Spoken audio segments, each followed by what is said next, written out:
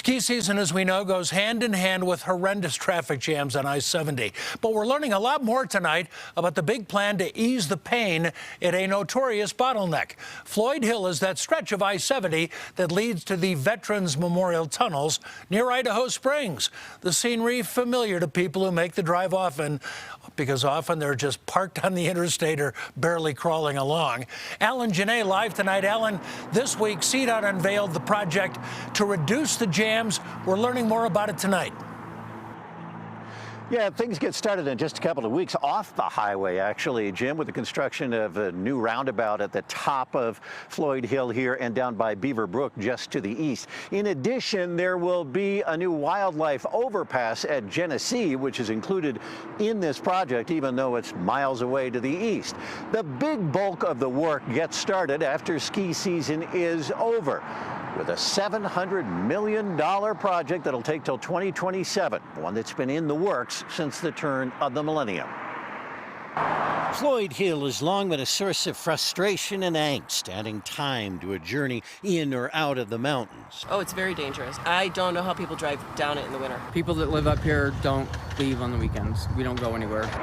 Now a project that will turn a steep, curvy bottleneck into a multi-level feat of engineering is about to kick off. In this case, we have to go up. Project Director Kurt Kionka is looking at the difficulty of figuring this one out. One of the constraints with building in the canyon is that you have a rock face on one side and Clear Creek on the other. The highway will be getting an additional lane westbound, where right now it slims down. It's been tough to have that pinch point. Idaho Springs has had its input. On the design, I think the concern was what will be the aesthetics. The creek, which was pushed into a channel years ago, will shift at least some way back.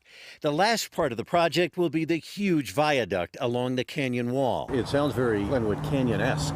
It is. It will carry westbound traffic up top. We are also flattening curves, so making those more gentle, improving sight distance, safety. Plus, new access from US 6 at the bottom all the way to the top of the hill. And Idaho Springs will get an access road, but it will take 5 years. It's going to be a very long project, and it's going to be a real pain in the butt. But with a chance to straighten out a long-time entanglement. Because this is very scary. I drive 40.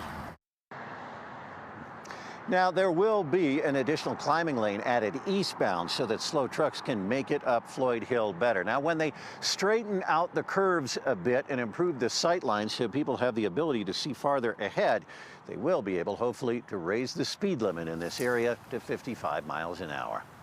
In Clear Creek County, I'm Alan Janae, covering Colorado First.